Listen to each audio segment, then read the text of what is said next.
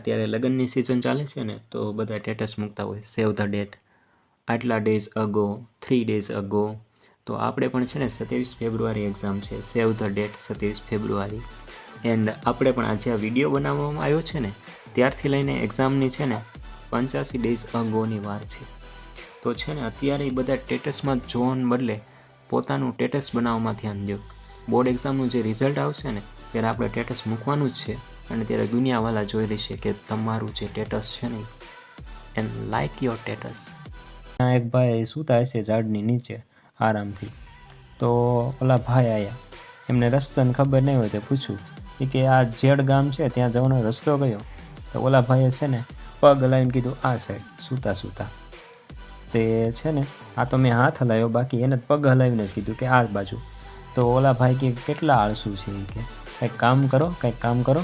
તો ઓલા ભાઈ કે સાહેબ કે જોવો છો ને આ ભેંસું જે નદીમાં નાય છે ને એ આખો દિવસ કે પાણીમાં નાય છે, અને પાણી કે ઘરે જઈને પીવે છે, અને કે એનું દૂધ કે હું પીવું છું. તો એ કે હું કેટલો આળસુ હોય છે. कितने तेजस्वी लोग हैं हमारे पास, कितने शानदार विचार रखते हैं. ઓલા ભાઈ નાથી વી ગયા, એ કે બધા આવા જ છે એ કે. તો આ એવું છે કે જો આ નોટ ડાઉન કરતા જજો, આ એમસીક્યુ મોસ્ટ ઓફ પૂછાતા હોય છે. ગુડ મોર્નિંગ, જય શ્રી કૃષ્ણ દોસ્તો, કેમ છો? તો મોસ્ટ આઈએમપી અને આઈએમપી જે રિએક્શન છે તેના વિડીયો આ ચેનલ ઉપર અપલોડ કરવામાં આવે છે, અને સાથે એમાઇન સંયોજનમાંથી કે જે બેઝિક જે નોલેજ હોવું જોઈએ તે તમને એમસીક્યુમાં કામ લાગશે, તો એના માટેનો આ વિડીયો છે. તો સૌપ્રથમ તો ઇન્ટ્રોડક્શનમાંથી એડ્રીનાલિન અને એફેડ્રિન કે જે એમિનો સમૂહ ધરાવે છે અને જે રુધિર દબાણમાં વધારવામાં ઉપયોગ થાય છે. બાયોલોજીવાળા છોકરાઓને ખબર હશે એડ્રીનાલિન અને એફેડ્રિન જે અંતઃસ્રાવ છે તેનો ઉપયોગ ક્યાં થાય છે? રુધિર દબાણ વધારવામાં થાય છે, જે એમિનો સમૂહ ધરાવે છે. હવે જો નોવાકેન જે સંશ્લેષિત એમિનો સંયોજન છે જે બનાવવામાં આવેલું છે માણસ દ્વારા, તો તેનો ઉપયોગ દંત ચિકિત્સામાં નિષેધક તરીકે થાય છે.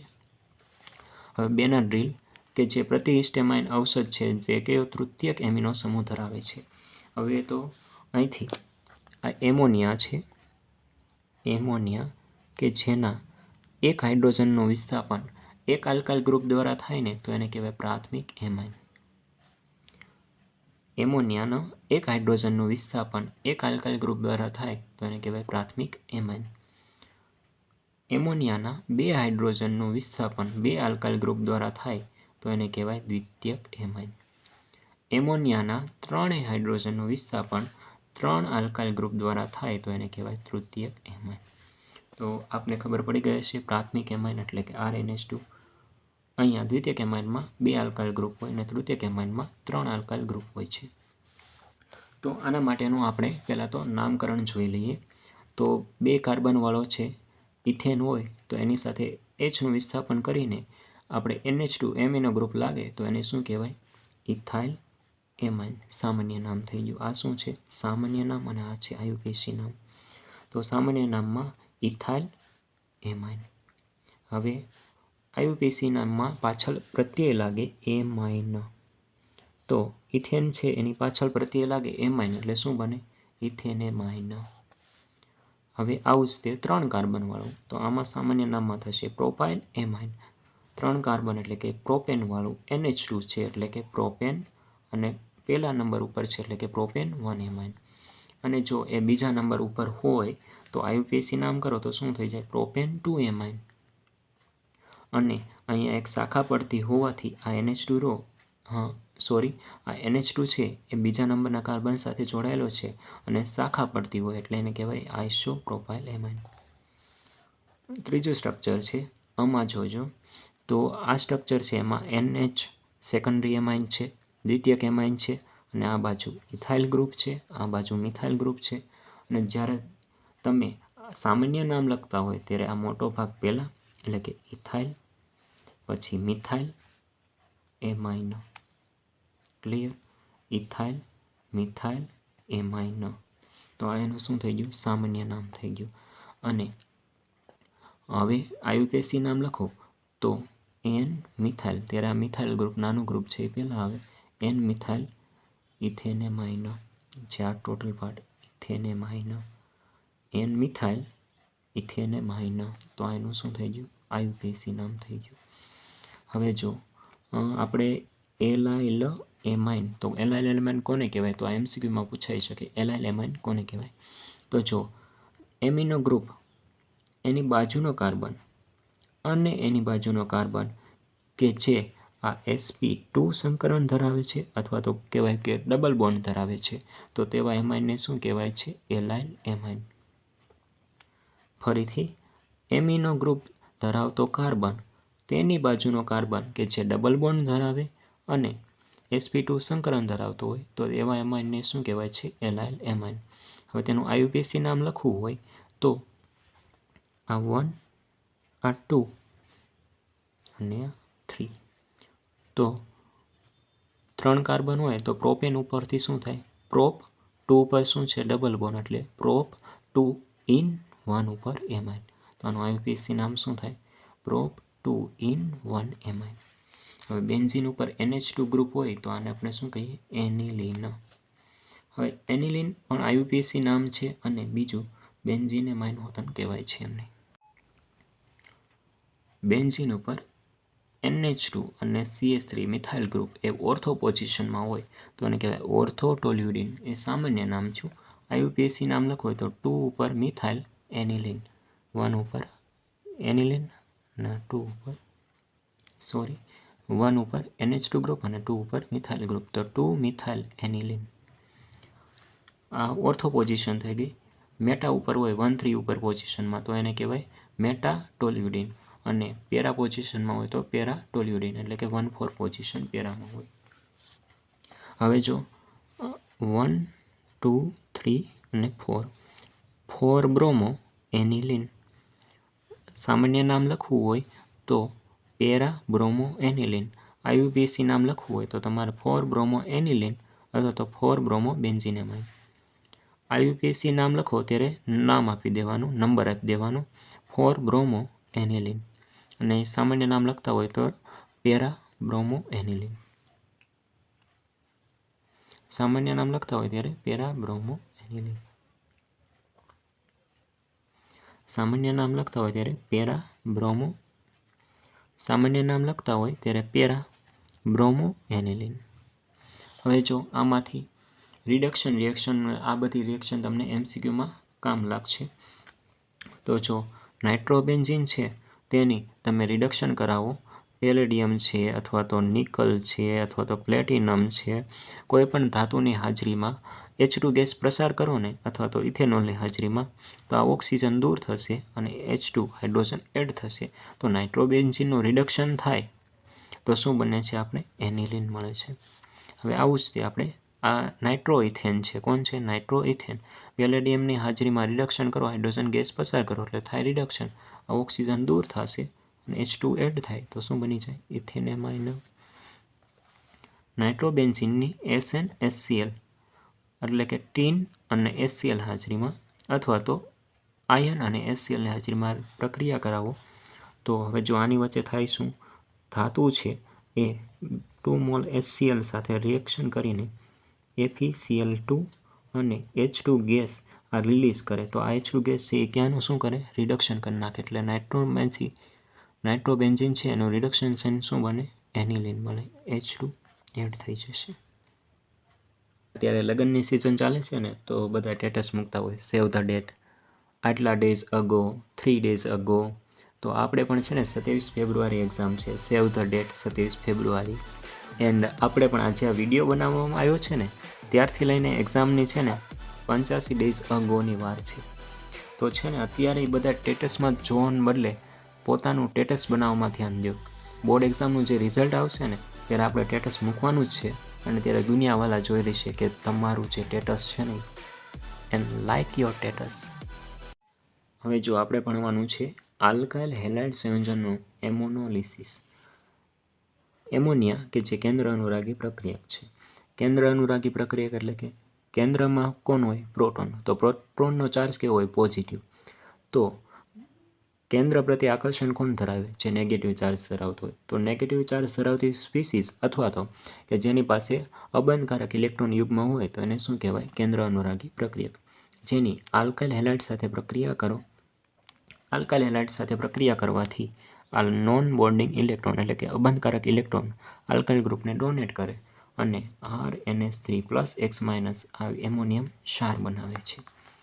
અને હવે જો પ્રાથમિક એમાઇન છે, આની પ્રક્રિયા તમે આલ્કાઇલ હેલાઇડ સાથે કરો તો આપણને ખબર છે આ બંધ તૂટે, હેલોજન હોય એ વધુ વિદ્યુતઋણ એને કારણે નેગેટિવ ચાર્જ, આની ઉપર પોઝિટિવ ચાર્જ, એટલે કે અહીંથી આ H+ છૂટો પડે તેની સાથે આ X એટલે HX દૂર થશે અને આલ્કાઇલ ગ્રુપ આની સાથે એડ થાય નાઇટ્રોજન સાથે એટલે R2NH, એટલે કે આ કેવું એમાઇન થઈ ગયું? Second degree amine.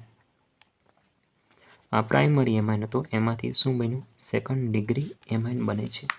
ફરી પાછી તમે RX સાથે પ્રક્રિયા કરો તો આ બંધ તૂટે, આ નેગેટિવ ચાર્જ, આ પોઝિટિવ ચાર્જ અને અહીંથી આ H અને X એટલે કે HX દૂર થશે અને આ આલ્કાઇલ ગ્રુપ એ નાઇટ્રોજન સાથે જોડાઈ જશે. એટલે કે એમાઇન બન્યો કેવું એમાઇન બન્યો? તૃતીયક એમાઇન. જેની ફરીથી પાછી આલ્કાઇલ હેલાઇડ સાથે રિએક્શન કરાવો તો આ બંધ તૂટે, આ નેગેટિવ ચાર્જ, આ પોઝિટિવ ચાર્જ. હવે આની પાસે H+ તો નથી, તેથી આ લોન પેર છે, અબંધકારક ઇલેક્ટ્રોન યુગ્મ છે જે આલ્કાઇલ ગ્રુપને ડોનેટ કરશે અને R4N ઉપર પ્લસ અને X- એટલે કે ચતુર્થક એમોનિયમ ક્ષાર બનાવે છે. સાવ ઇઝી રિએક્શન છે. પ્રાથમિક એમાઇન છે એની RX સાથે રિએક્શન કરાવો, HX દૂર થાય અને R2NH સેકન્ડરી એમાઇન બને. ફરી પાછી RX આલ્કાઇલ હેલાઇડ સાથે પ્રક્રિયા કરાવો, HX દૂર થાય અને તૃતીયક એમાઇન બને.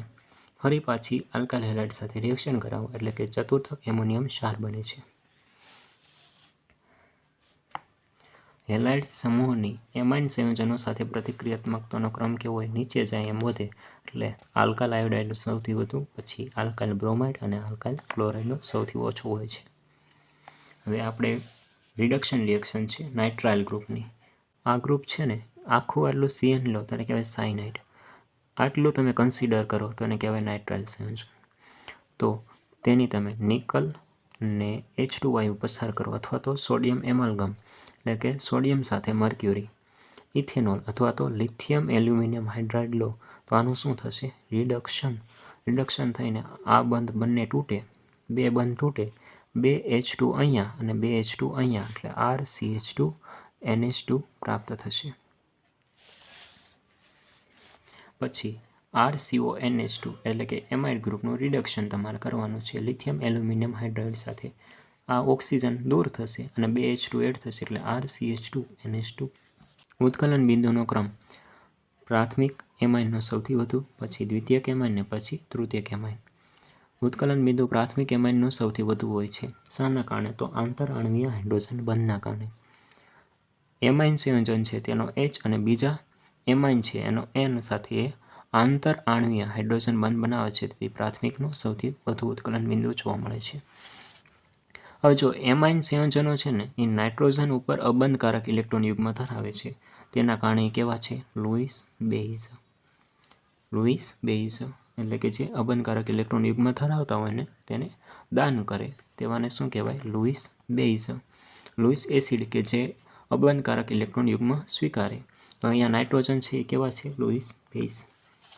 હવે જો pKb બરાબર -log Kb, potential of base constant કે જેનું આપણે સમીકરણ છે જે આ પ્રમાણે છે. તો જો આપણે આ વસ્તુ ધ્યાનમાં રાખી લો, Kb જેમ ઓછું તેમ તે ઓછો બેઝિક, Kb જો વધુ હોય તો એ વધુ બેઝિક હોય.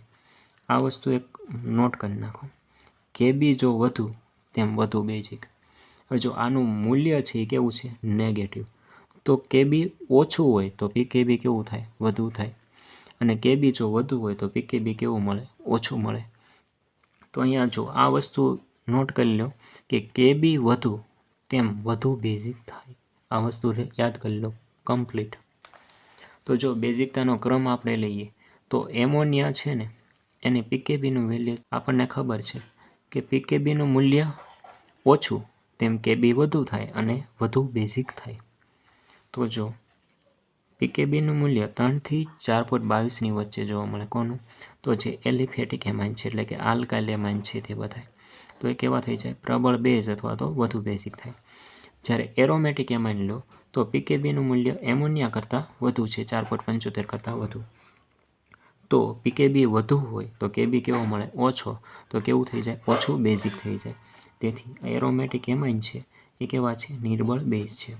હવે જો પીકેબીના વેલ્યુ પ્રમાણે ગોઠવો તો આ રીતનો ક્રમ થાય, રાઈટ. પછી બેઝિકતાના ક્રમ પ્રમાણે ગોઠવો, બેઝિકતાના ક્રમ પ્રમાણે તો એલિફેટિક જે એમાઇન છે એ સૌથી વધુ બેઝિક છે, ત્યારબાદ એમોનિયા, અને ત્યાર પછી એરોમેટિક એમાઇન છે તે ઓછા બેઝ છે અથવા તો નિર્બળ બેઝ છે. પીકેબીનું વેલ્યુ કયો તો એનાથી ઉલટું આ રીતનો ક્રમ થશે. ક્લિયર? હવે જો અહીંયા આલ્કાઇલ એમાઇન છે અને એમોનિયા છે, તો અહીંયા આલ્કાઇલ એમાઇનમાં આર જે ગ્રુપ છે ને ઇલેક્ટ્રોનનું દાન કરે, તેના કારણે આ વધુ બેઝિક છે અને એમોનિયા ઓછું બેઝિક છે. મોસ્ટ ઓફ એમસીક્યુમાં છે ને બેઝિકતાના ક્રમ વિશે એમસીક્યુ પૂછતા હોય છે. તો વાયુમય અવસ્થા હોય ને તેમાં બેઝિકતાનો ક્રમ તૃતીયક, પછી દ્વિતીયક અને પ્રાથમિક હોય છે. પહેલાં તૃતીયક એમાઇન, પછી દ્વિતીયક ને પછી પ્રાથમિક એમાઇન. અને જ્યારે જલીય અવસ્થામાં હોય ત્યારે બેઝિકતાનો ક્રમ પ્રાથમિક એમાઇન સૌથી વધુ, ત્યારબાદ દ્વિતીયક એમાઇન ને ત્યારબાદ તૃતીયક એમાઇન હોય છે. હવે જો આ નોટ ડાઉન કરી લીજો. એમસીક્યુ બેઝિકતાના ક્રમ વિશે મોટા ભાગે પૂછતા હોય છે. જો જલીય અવસ્થા હોય ને ત્યારે બેઝિકતાનો ક્રમ, હવે જો ઇથાઇલ તમને આપેલું છે, ઇથાઇલ એમાઇન, તો ઇથાઇલ એમાઇનમાં થાય છે શું? જો સૌપ્રથમ દ્વિતીયક એમાઇન, તૃતીયક એમાઇન, ત્યારબાદ પ્રાથમિક એમાઇન અને એમોનિયા કરતાં વધુ બેઝિક હોય છે. એટલે આ દ્વિતીયક એમાઇન થઈ ગયો, ત્યારબાદ આ તૃતીયક એમાઇન થઈ ગયો અને આ પ્રાથમિક એમાઇન ને આ એમોનિયા. આ બેઝિકતાનો ક્રમ છે જ્યારે ઇથાઇલ એમાઇનની વાત આવે ત્યારે. ત્યારબાદ મિથાઇલ એમાઇન હોય તો પહેલાં દ્વિતીયક, પ્રાથમિક અને તૃતીયક અને એમોનિયા. તો આ થઈ ગયો દ્વિતીયક એમાઇન, પ્રાથમિક એમાઇન, તૃતીયક એમાઇન અને એમોનિયા. ઇથાઇલ એમાઇનની વાત આવે ત્યારે 231, યાદ રાખી લો ટ્રીક માટે કે 231 એટલે કે 2 ડિગ્રી, 3 ડિગ્રી અને 1 degree amine greater than the ammonia. અને જ્યારે મિથાઇલ એમાઇનની વાત આવે ત્યારે દ્વિતીયક, પ્રાથમિક અને તૃતીયક અને એમોનિયા. હવે જો આ નોટ ડાઉન કરી લેજો એમસીક્યુમાં. આમાં તમને આ ક્રમ ખબર હોય તો તમને જે સ્ટ્રક્ચર આપેલા હોય અથવા તો જે તમને નામ આપેલા હોય કમ્પાઉન્ડના, એના ઉપરથી તમે એનો ક્રમ અરેન્જ કરવાનો હોય છે, ચડતો ક્રમ ને ઉતરતો ક્રમ નહીં. અને બીજું એક વસ્તુ, ઇલેક્ટ્રોન મુક્ત કરનાર એટલે કે દાતા સમૂહ હોય, જે ઇલેક્ટ્રોનનું દાન કરતા હોય, જેવા કે મિથોક્સી, મિથાઇલ ગ્રુપ હોય, તો એ બેઝિકતામાં વધારો કરે છે. બેઝિકતામાં શું કરે છે? વધારો કરે છે. અને ઇલેક્ટ્રોન આકર્ષક સમૂહ હોય, જેવા કે નાઇટ્રો NO2, સલ્ફોનિક એસિડ એટલે કે SO3H, carboxylic acid COOH, halogen જેવા બેઝિકતામાં શું કરે છે? ઘટાડો કરતા હોય છે. તો આ વ્યવસ્થિત રીતે નોટ ડાઉન કરી લેજો, જે એમસીક્યુમાં તમને કામ આવે, અને સ્ક્રીનશોટ લઈ લીજો. અને આળસ નહીં કરતા, કેમ કે આળસ ઉપરથી એક વાત યાદ આવી ગઈ. એક ભાઈ છે ને, એને કોઈક ગામ જવું છે ફલાણું, આપણે નામ આપજો, કોઈક જેડ ગામ જવું છે. તો એક નદી છે ને, ત્યાં એક ભાઈ સૂતા હશે ઝાડની નીચે આરામથી. તો ઓલા ભાઈ આવ્યા, એમને રસ્તાની ખબર નહીં હોય તો પૂછ્યું એ કે આ જેડ ગામ છે ત્યાં જવાનો રસ્તો કયો? તો ઓલા ભાઈએ છે ને પગ હલાવીને કીધું આ સાઈડ, સૂતા સૂતા. તે છે ને આ તો મેં હાથ હલાવ્યો, બાકી એને પગ હલાવીને જ કીધું કે આ બાજુ. તો ઓલા ભાઈ કે કેટલા આળસુ છે એ કે કંઈક કામ કરો, કંઈક કામ કરો. તો ઓલા ભાઈ કે સાહેબ કે જોવો છો ને, આ ભેંસું જે નદીમાં નાય છે ને, એ આખો દિવસ કે પાણીમાં નાય છે, અને પાણી કે ઘરે જઈને પીવે છે, અને કે એનું દૂધ કે હું પીવું છું. તો એ કે હું કેટલો આળસુ હોઈશ. कितने तेजस्वी लोग हैं हमारे पास, कितने शानदार विचार रखते हैं. ઓલા ભાઈ નાથી વી ગયા, એ કે બધા આવા જ છે એ કે. તો આ એવું છે કે જો આ નોટ ડાઉન કરતા જજો. આ એમસીક્યુ મોસ્ટ ઓફ પૂછાતા હોય છે કે જે તમને સ્ટ્રક્ચર આપ્યા હોય અથવા તો તમને નામ આપેલા હોય IUPAC પ્રમાણે, અથવા તો સામાન્ય નામ આપેલા હોય, તમે અરેન્જ કરવાનું હોય છે બેઝિકતાના ક્રમમાં. તો આની પછી આગળ જો એક્ઝામ્પલમાં બેઝિકતાના ક્રમ પ્રમાણે ગોઠવવાના છે. તો જો બેન્ઝીન ઉપર NH2, એનિલિન, આ ઇથાઇલ એમાઇન, અને આ દ્વિતીયક એમાઇન છે ઇથાઇલવાળો, અને આ એમોનિયા છે. આને અરેન્જ કરવાનું છે તો આપણે અહીંયા આગળ ક્રમ ભણ્યા કે દ્વિતીયક એમાઇન ફર્સ્ટ આવે, સૌથી વધુ બેઝિકતા હોય, ત્યારબાદ પ્રાથમિક એમાઇન, વચ્ચે એમોનિયા અને એનિલિન. એરોમેટિક તો સૌથી ઓછું હોય, તેથી એનિલિન સૌથી ઓછું, એમોનિયા અને દ્વિતીયક એમાઇન, પ્રાથમિક એમાઇન. એટલે ક્રમ ઉતરતો ક્રમ થાય એટલે સૌથી વધુ બેઝિકતા કોની? ડાઇથાઇલ એમાઇનની, ત્યારબાદ ઇથાઇલ એમાઇન, એમોનિયા અને એનિલિનની. આવો જ છે બેઝિક પ્રબળતાના ચડતા ક્રમમાં ગોઠવવાનો છે. હવે તમને અહીંયા એનિલિન આપેલું છે, બેન્ઝીન ઉપર એન સાથે 2 મિથાઇલ ગ્રુપ અટેચ થયેલા છે અને ડાઇથાઇલ એમાઇન છે અને મિથાઇલ એમાઇન છે. હવે તમારે આને ચડતા ક્રમમાં અરેન્જ કરવાનું છે. તો સૌથી ઓછું હોય એ પહેલાં આવે ચડતા ક્રમમાં, એટલે કે એરોમેટિક એમાઇન એટલે કે એનિલિન. ત્યારબાદ બીજું પણ 2 મિથાઇલ ગ્રુપવાળું. તો આ 2 મિથાઇલ ગ્રુપ છે તેના કારણે આની બેઝિકતા એનિલિન કરતાં વધુ થશે, કેમ કે આ બંને કેવા છે? પ્લસ આર અસર એટલે કે ઇલેક્ટ્રોન ડોનેટિંગ ગ્રુપ છે. એટલે કારણે એનિલિન કરતાં આની બેઝિકતા વધુ થશે. ત્યારબાદ મિથાઇલ એમાઇન અને તેનાથી પણ વધારે બેઝિક કોણ છે? ડાઇથાઇલ એમાઇન. હવે બીજું છે એનિલિન છે, પેરાનાઇટ્રો એનિલિન છે અને પેરાટોલ્યુડિન છે. હવે આમાંથી સૌથી ઓછું કોણ હોય? પેરાનાઇટ્રો એનિલિન. હવે કેમ?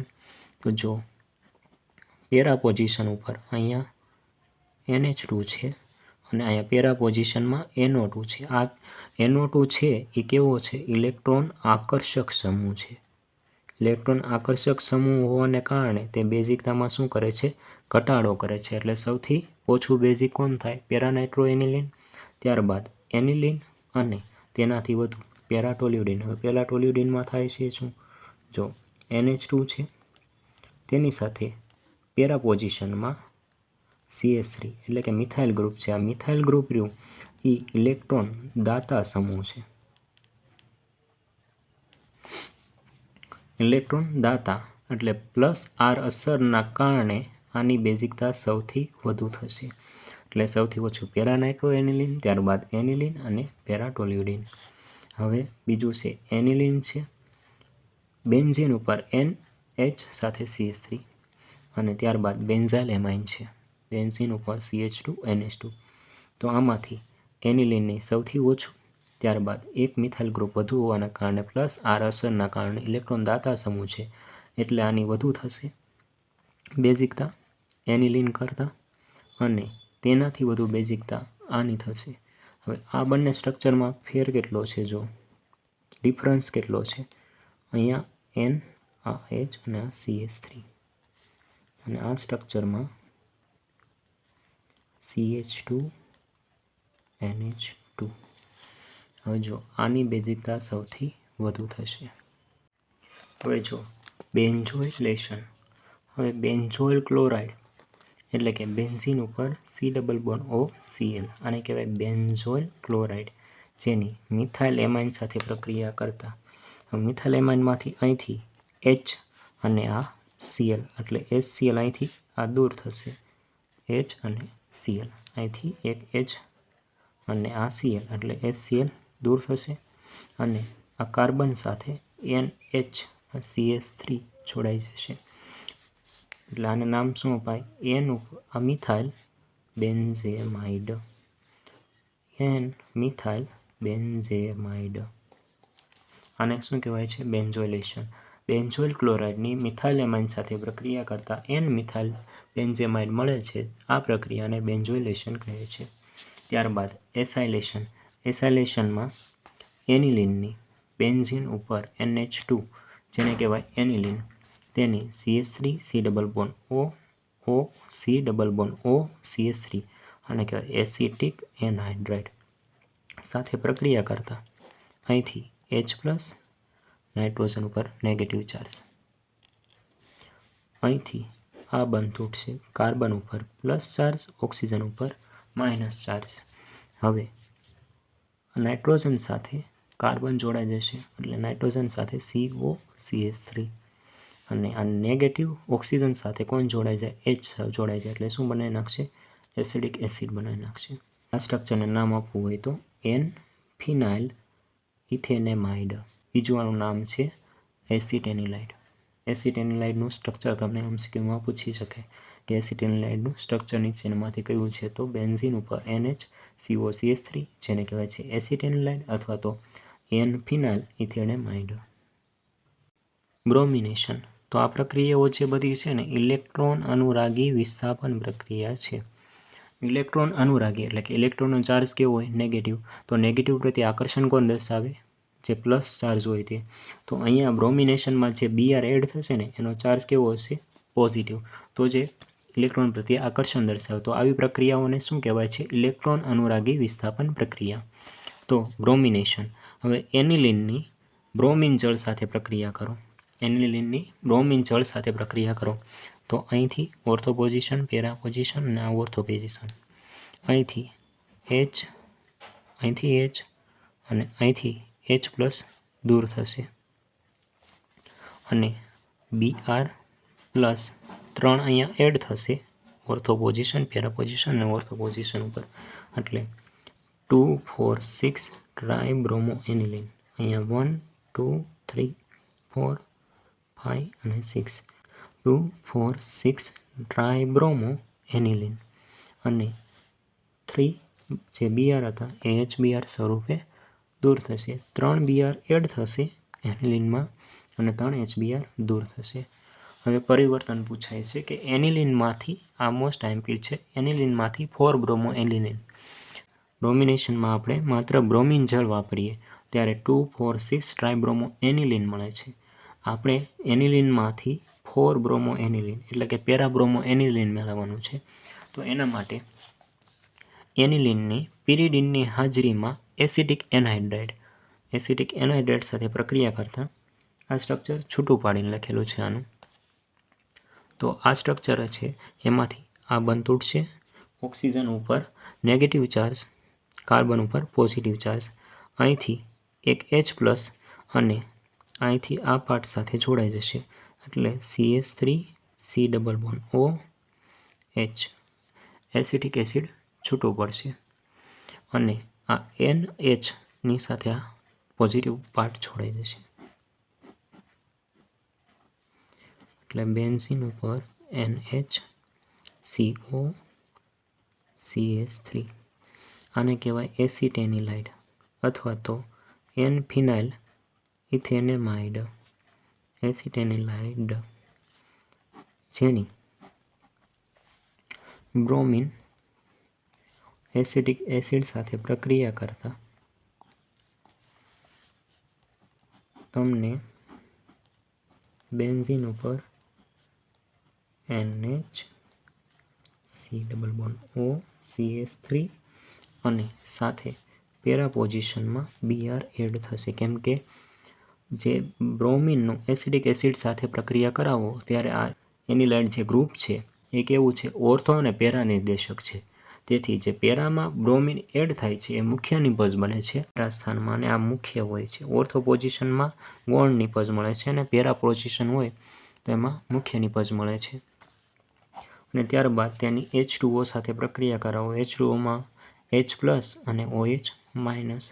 તો આમાંથી આ બંધ તૂટે તો નાઇટ્રોજન ઉપર નેગેટિવ ચાર્જ, કાર્બન ઉપર પોઝિટિવ ચાર્જ, નાઇટ્રોજન સાથે H+ જોડાઈને બનાવી નાખે એનિલિન NH2 અને Br. નાઇટ્રોજન ઉપર નેગેટિવ ચાર્જ છે જે H+ સાથે જોડાઈને બનાવી નાખે NH2 પેરા બ્રોમો એનિલિન અથવા તો 4 બ્રોમો એનિલિન અને એસિટિક એસિડ છૂટું પડશે 4 બ્રોમો એનિલિન અને આ કાર્બન પોઝિટિવ ચાર્જવાળો એસિટિક એસિડ તરીકે દૂર થશે. હવે જો આ રિએક્શનમાંથી જ્યારે તમે બ્રોમિન જળ વાપરો છો ત્યારે 2, 4, 6 ટ્રાયબ્રોમો એનિલિન મળે છે અને 4 બ્રોમો એનિલિન મેળવવું હોય તો એનિલિનની પિરિડિનની હાજરીમાં એસિડિક એનહાઇડ્રાઇડ સાથે પ્રક્રિયા કરતાં તમને એસિટેનિલાઇડ મળે.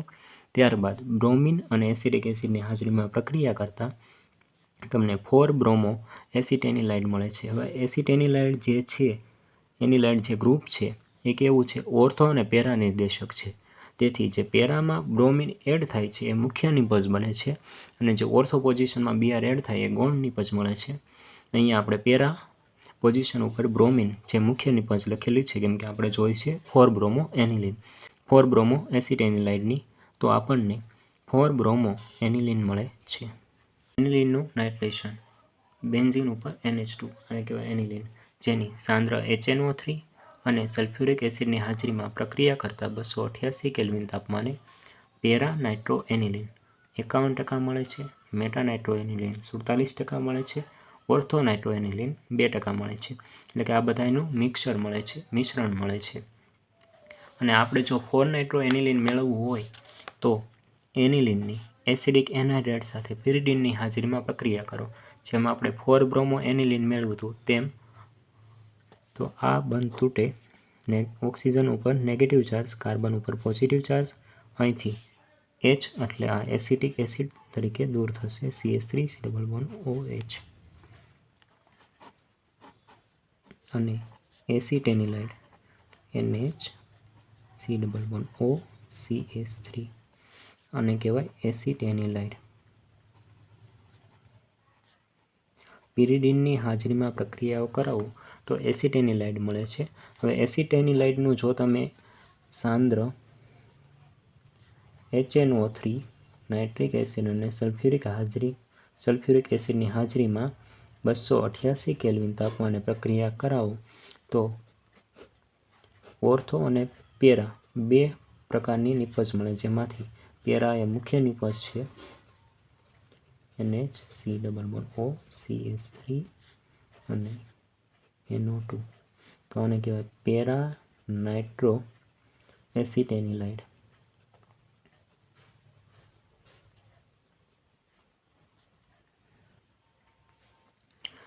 પેરા નાઇટ્રો એસિટેનિલાઇડ એટલે કે જ્યારે તમે એસિટેનિલાઇડનું નાઇટ્રેશન કરાવો ત્યારે 2 પ્રકારની નિપજ બને, ઓર્થો અને પેરા, જેમાંથી પેરા છે એ મુખ્ય નિપજ છે પેરા નાઇટ્રો એસિટેનિલાઇડ.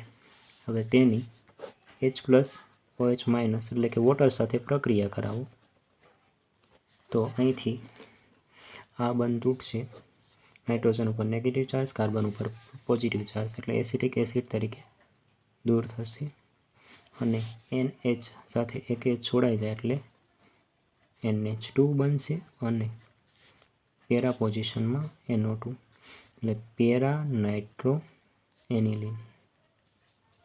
જ્યારે તમે ડાયરેક્ટ નાઇટ્રેશન કરાવો એનિલિનનું સાંદ્ર HNO3 અને સલ્ફ્યુરિક એસિડની 288 કેલ્વિન તાપમાને, તો ત્રણેય para nitro aniline, meta nitro aniline અને ઓર્થો નાઇટ્રો એનિલિનનું મિક્સચર મળે છે. અને જ્યારે એનિલિનનું એસિડિક એનહાઇડ્રાઇડ સાથે પિરિડીનની હાજરીમાં પ્રક્રિયા કરતાં કે એસિટાઇલેશન કરતાં એસિટેનિલાઇડ મળે છે, ત્યારબાદ તેનું નાઇટ્રેશન કરો તો પેરા નાઇટ્રો એસિટેનિલાઇડ, અને ત્યારબાદ જળ વિભાજન થાય H2O સાથે એટલે પેરા નાઇટ્રો એનિલિન આપણને મળે છે. એનિલિનનું નાઇટ્રેશન એ પણ આપણે MP ક્વેશ્ચન છે. ત્યારબાદ એનિલિનનું સલ્ફોનેશન એટલે કે સલ્ફ્યુરિક એસિડ સાથે તમે પ્રક્રિયા કરાવો, એનિલિનની સલ્ફ્યુરિક એસિડ સાથે પ્રક્રિયા કરાવો, સલ્ફ્યુરિક એસિડમાં H+ હોય ને HSO4- હોય, તો H+ છે, H+ તે NH2 સાથે જોડાઈને NH3+ બનાવે અને HSO4- બનાવે. આને કહેવાય એનિલિનિયમ હાઇડ્રોજન સલ્ફેટ. નાઇટ્રોજન ઉપર પોઝિટિવ ચાર્જ, કેમ કે મેક્સિમમ કેટલા 3 બંધ બનાવી શકે, અને લોન પેર ડોનેટ કરીને તે બંધ બનાવે છે, એટલે 4 બંધ થયા એટલે એના ઉપર નાઇટ્રોજન ઉપર આવશે પોઝિટિવ ચાર્જ, જેની 453 થી 473 કેલ્વિન તાપમાને પ્રક્રિયા કરાવો એટલે H2O દૂર થશે, એક H અહીંથી, એક H અહીંથી, એટલે અહીંયા H, અહીંથી H અને એક ઓક્સિજન, એટલે H2Oના ફોર્મમાં દૂર થયું. એટલે અહીંથી NH2 વચ્ચે અને SO3H ગ્રુપ પેરા પોઝિશનમાં આવશે, તો આને કહેવાય છે સલ્ફાનિલિક એસિડ. બેન્ઝીન ઉપર પેરા પોઝિશનમાં NH2 અને SO3H ગ્રુપ હોય તો આને કહેવાય સલ્ફાનિલિક એસિડ. જે અહીંથી H+ મેળવીને NH3+ બનાવે, અને NH3+ અને SO3- હવે જો જ્વિટર આયન કહેવાય છે, એટલે કે જે કમ્પાઉન્ડ પોઝિટિવ ચાર્જ અને નેગેટિવ ચાર્જ બંને ધરાવતો હોય તેને કહેવાય જ્વિટર આયન કહેવાય છે. હવે જો ડાયઝોનિયમ ક્ષાર બનાવવાની પ્રક્રિયા, તો જેને ડાયઝોટાઇઝેશન કહેવાય છે, એનિલિનની સોડિયમ નાઇટ્રાઇટ સાથે હવે જો NO3 હોય તો એને કહેવાય નાઇટ્રેટ, અહીંયા NO2 છે તો એને કહેવાય સોડિયમ નાઇટ્રાઇટ. તેની અને 2HCl હાઇડ્રોક્લોરિક એસિડ સાથે 0 થી 5 ડિગ્રી સેલ્સિયસ અને કેલ્વિનમાં લખવું હોય તો 273 થી 278 કેલ્વિન ટેમ્પરેચર ગરમ કરતાં બેન્ઝીન ડાયઝોનિયમ ક્લોરાઇડ એટલે કે BDC પ્રાપ્ત થાય છે. હવે જો આમાં પ્રક્રિયા કઈ રીતે થાય, અહીંથી Na અને Cl, NaCl છૂટું પડશે અને HNO2, આને કહેવાય નાઇટ્રસ એસિડ. હવે અહીંથી આપણે એક HCl યુઝ કર્યો હતો, હજુ એક HCl બાકી છે. આ H2 અને આ ઓક્સિજન, એક ઓક્સિજન અહીંથી એટલે H2Oના ફોર્મમાં રિલીઝ થાય, એક H અહીંથી અને એક H અહીંથી એટલે 2 મોલ H2O દૂર થાય અને આ NaCl, તો આ NaCl દૂર થાય છે. બાકી વધેલ N અહીંથી N, HClમાંથી Cl, તો બેન્ઝીન ઉપર N2 + Cl-, જેને કહેવાય છે બેન્ઝીન ડાયઝોનિયમ ક્લોરાઇડ BDC, જે અસ્થાયી હોય છે, તેનો સંગ્રહ કરી શકાતો નથી, બન્યા પછી તરત જ તેનો ઉપયોગ કરવામાં આવે છે. ડાયઝોનિયમ ક્ષારની બનાવટ કે જે એનિલિનની સોડિયમ નાઇટ્રાઇટ અને હાઇડ્રોક્લોરિક એસિડ સાથે 0 થી 5 ડિગ્રી સેલ્સિયસ અથવા તો 273 થી 278 કેલ્વિન તાપમાને ગરમ કરતાં બેન્ઝીન ડાયઝોનિયમ ક્લોરાઇડ BDC પ્રાપ્ત થાય છે, જે અસ્થાયી હોય છે, તેનો સંગ્રહ કરી શકાતો નથી અને બન્યા પછી તરત જ તેનો ઉપયોગ કરવામાં આવે છે. તો આ થઈ ગઈ ડાયઝોનિયમ ક્ષારની બનાવટ. હવે જો બેન્ઝીન ડાયઝોનિયમ ક્લોરાઇડ છે અને બેન્ઝીન ડાયઝોનિયમ ફ્લોરોબોરેટ છે. બેન્ઝીન ડાયઝોનિયમ ફ્લોરોબોરેટ છે. હવે આમાંથી જોજો, બેન્ઝીન ડાયઝોનિયમ જે ક્લોરાઇડ છે એ રંગ વગરનો છે અને તે કેમાં? પાણીમાં દ્રાવ્ય છે. આ MCQ પૂછાઈ શકે, પાણીમાં દ્રાવ્ય છે અને ઠંડા પાણીમાં તે સ્થાયી છે. જ્યારે બેન્ઝીન ડાયઝોનિયમ ફ્લોરોબોરેટ એ પાણીમાં કેવો છે? અદ્રાવ્ય છે. આ ધ્યાન રાખજો, પાણીમાં દ્રાવ્ય તો BDC બેન્ઝીન ડાયઝોનિયમ ક્લોરાઇડ અને પાણીમાં અદ્રાવ્ય બેન્ઝીન ડાયઝોનિયમ ફ્લોરોબોરેટ. આ ઠંડા પાણીમાં સ્થાયી હોય છે અને ઓરડાના તાપમાને સ્થાયીતા દર્શાવે છે. હવે આપણે જે બેન્ઝીન ડાયઝોનિયમ અથવા તો તેની જગ્યાએ આપણે અહીંયા એરાઇલ લીધેલ છે, એરાઇલ ગ્રુપ, ત્યાં કોઈ પણ બેન્ઝીન રિંગ અથવા તો એરોમેટિક રિંગ તમે લઈ શકો છો. તો અહીંથી એરાઇલ ડાયઝોનિયમ જે સ્વર છે તેની પોટેશિયમ આયોડાઇડ સાથે પ્રક્રિયા કરતાં K+ આયોડિન માઇનસ, એટલે આ K અને Cl, એટલે KCl છૂટું પડશે અને નાઇટ્રોજન ગેસ મુક્ત થશે અને આયોડિન એ બેન્ઝીન રિંગ અથવા તો એરાઇલ ગ્રુપ સાથે જોડાઈ જશે. ત્યારબાદ એરાઇલ ડાયઝોનિયમ ક્ષારની HBA4 સાથે પ્રક્રિયા કરતાં અહીંથી H+ અને Ba4- એટલે S અને Cl, એટલે HCl દૂર થશે અને Ba4- એ આની સાથે જોડાઈ જશે અને ફ્લોરોબોરેટ ક્ષાર બનાવશે. એરાઇલ ડાયઝોનિયમ ફ્લોરોબોરેટ જે ક્ષાર છે તેને ગરમ કરતાં N2 ગેસ દૂર થશે અને BF3 બોરોન ટ્રાયફ્લોરાઇડ દૂર થશે અને આપણને એરાઇલ ફ્લોરાઇડ મળશે. ડાયઝોનિયમ ક્ષારની પાણી સાથેની પ્રક્રિયાથી પાણીમાં OH+ અને OH-, તો H અને Cl, HCl દૂર થશે, N2 ગેસ મુક્ત થશે અને આપણને ફિનોલ મળશે. અહીંયા બેન્ઝીન રિંગ હોય એની ઉપર OH એટલે એને કહેવાય ફિનોલ.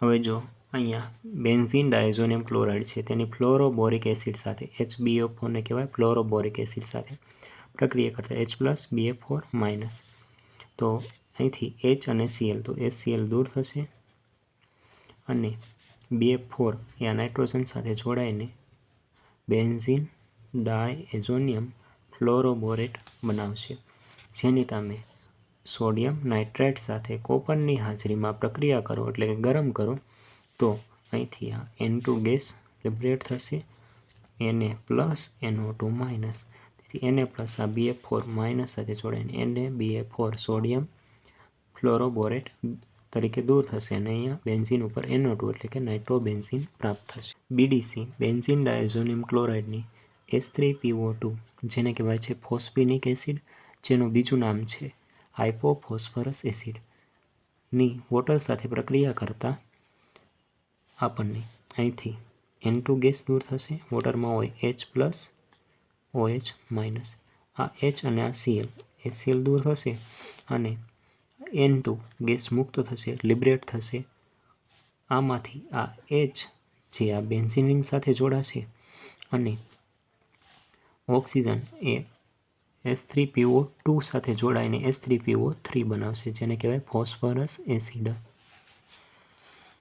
હવે જો BDCમાંથી બને છે બેન્ઝીન, જે OHમાંનો H હતો તે અહીંયા બેન્ઝીન રિંગમાં જોડાણો. BDCમાંથી બને છે બેન્ઝીન, તો એનું શું થયું? રિડક્શન. અહીંયા H3PO2માંથી H3PO3 બન્યો, તો આનું શું થયું? ઓક્સિજન એડ થયો, તો ઓક્સિડેશન.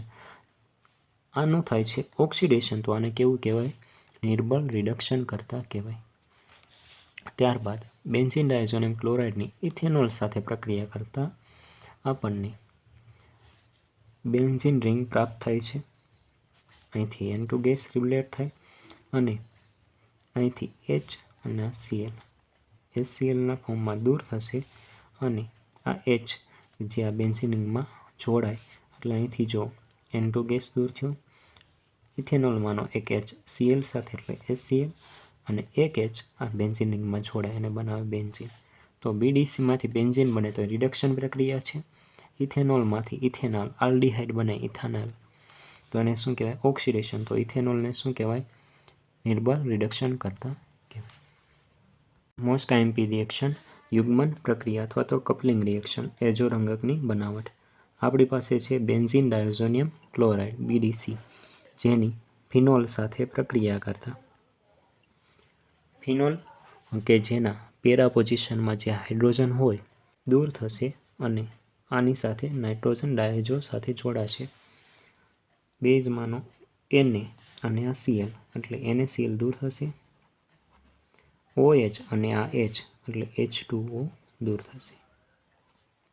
ફરી વખત જો Na+ અને Cl- NaCl તરીકે દૂર થશે. OH અને આ H એટલે H2O દૂર થશે. ડાયઝો ગ્રુપ સાથે આ ફિનોલ રિંગ જોડાઈ જશે. તો આ રીતનું સ્ટ્રક્ચર બનશે. Benzene N double bond N benzene ring સાથે પેરા પોઝિશનમાં OH. આને કહેવાય પેરા હાઇડ્રોક્સી એજો બેન્ઝીન. આનો રંગ નારંગી કલરનો હોય છે, એને કહેવાય નારંગી રંગક. એટલે કે ડાય જે બને છે ને એ કેવા કલરની હોય છે? નારંગી કલરની, ઓરેન્જ કલરની હોય છે. BDC બેન્ઝીન ડાયઝોનિયમ ક્લોરાઇડની ફિનોલ સાથે પ્રક્રિયા કરતા બેઝની હાજરીમાં, બેઝ તરીકે આપણે સોડિયમ હાઇડ્રોક્સાઇડ લીધેલ છે, તો ફિનોલમાંથી પેરા પોઝિશનનો જે હાઇડ્રોજન છે તે અને બેઝમાંનો OH- સાથે જોડાઈને પાણી તરીકે દૂર થશે અને Na અને NaCl તરીકે દૂર થશે. હવે આ જે ફિનોલમાંની જે રિંગ છે ને ડાયઝો ગ્રુપ સાથે જોડાઈને પેરા હાઇડ્રોક્સી પેરા પોઝિશનમાં છે હાઇડ્રોક્સી એજો બેન્ઝીન, જેને કહેવાય છે નારંગી રંગક. જો આ બંને જોડાતા હોવાથી કપલિંગ રિએક્શન કહેવાય છે. અને શું કહેવાય છે? Coupling reaction. જે મેરેજ થતા હોય એને કહેવાય ને કે કપલ, જે બે છોકરો અને છોકરી હોય એને શું કહેવાય? કપલ. તો એની ગુણે શું બને છે? કપલિંગ. તેથી આને કહેવાય છે કપલિંગ રિએક્શન. આવી જ બીજી રિએક્શન છે જે છે બેન્ઝીન ડાયઝોનિયમ ક્લોરાઇડની N2+ Cl- આને કહેવાય બેન્ઝીન ડાયઝોનિયમ ક્લોરાઇડ BDC, તેની એનિલિન સાથે પ્રક્રિયા કરતા aniline. Same to same reaction. અહીંયા પેરા પોઝિશનમાંથી જેમ H દૂર થતો હતો તેમ અહીંયા પણ આપણે બેઝ અથવા તો એસિડની હાજરીમાં પણ પ્રક્રિયા થઈ શકે. તો અહીંથી આ H+ અને OH- એટલે H2O તરીકે દૂર થશે. Na અને Cl NaCl તરીકે દૂર થશે અને આ બંને જોડાઈ જશે અને આ રીતનું સ્ટ્રક્ચર ફોર્મ કરશે. N double bond N benzene NH2, જેને કહેવાય છે પેરા પોઝિશનમાં છે એમિનો ગ્રુપ એટલે પેરા એમિનો એજો બેન્ઝીન. જેનો કલર પીળા કલરનું હોય છે, યલો કલરની ડાય મળે છે આપણને. હવે જો બેન્ઝીન ડાયઝોનિયમ ક્લોરાઇડની એનિલિન સાથે પ્રક્રિયા કરતા બેઝની હાજરીમાં સોડિયમ હાઇડ્રોક્સાઇડ સાથે પ્રક્રિયા કરતા પેરા એમિનો એ જો બેન્ઝીન મળે છે, જેને કહેવાય છે પીળો રંગક, એટલે કે પીળા કલરની ડાય હોય છે, યલો કલરની ડાય હોય છે. તો આ બંને પ્રક્રિયાઓ જે 3 માર્કના ક્વેશ્ચનમાં પૂછાઈ શકે છે, અને આમાંથી એક MCQ વતન પૂછાય છે કે જે નારંગી રંગક છે તેમાં સિગ્મા અને પાય બંધની સંખ્યા કેટલી. તો આપણે એને સ્ટ્રક્ચર છૂટું પાડીને લખીએ. નારંગી અંજોરંગકનું જે સ્ટ્રક્ચર છે છૂટું પાડીને લખેલું છે. તો આમાં નારંગી અંજોરંગકમાં સિગ્મા બંધ અને પાય બંધની સંખ્યા પૂછાય છે MCQમાં. તો 1, 2, 3 બેન્ઝીન રિંગના, આ બેન્ઝીન રિંગના 3 અને એક આ, એટલે પાય બંધ કેટલા થઈ ગયા નારંગી અંજોરંગકમાં 7, અને સિગ્મા બંધ આ રીતે ગણેલ છે જે 26 થાય, 26 સિગ્મા બંધ અને 7 પાય બંધ થાય છે નારંગી અંજોરંગકમાં.